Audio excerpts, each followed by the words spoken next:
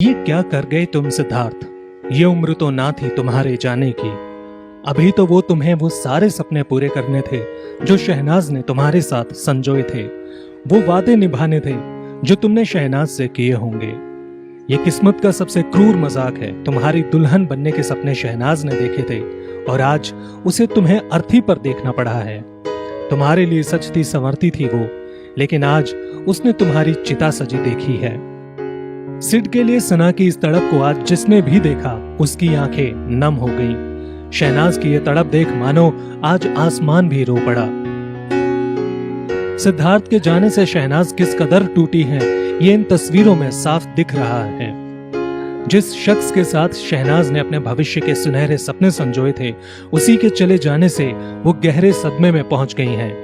निशब्द हो गई हैं सिड के बिना उनकी शहनाज। सिद्धार्थ शुक्ला को पंच तत्व में विलीन कर दिया गया है और इसी के साथ हमेशा हमेशा के लिए जुदा हो गए हैं सिड नाज। टूट गई टीवी की सबसे चहेती जोड़ी। शहनाज गिल से हमेशा हमेशा के लिए जुदा हो गया उनका सिद्धार्थ।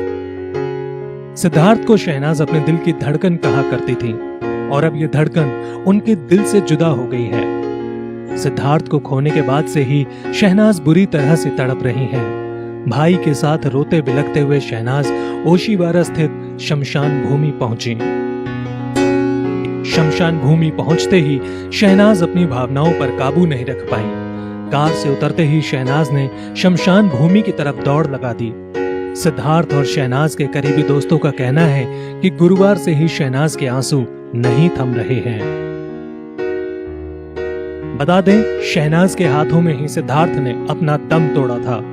शहनाज के पिता ने खुलासा किया था कि सिद्धार्थ की मौत शहनाज के हाथों में हुई थी। अपने पिता से मिलकर शहनाज ने बिलखते हुए कहा था कि पापा, मैं कैसे जीऊंगी? उसने मेरे हाथों में दम तोड़ा है। अब मैं क्या करूंगी? कैसे जिंदगी काटूंगी? सिद्धार्थ की मां रीता शुक्ला और शहनाज से मिलने के बाद राहुल महाजन ने भी बताया था कि सिद्धार्थ के जाने से शहनाज गिल सदमे में है।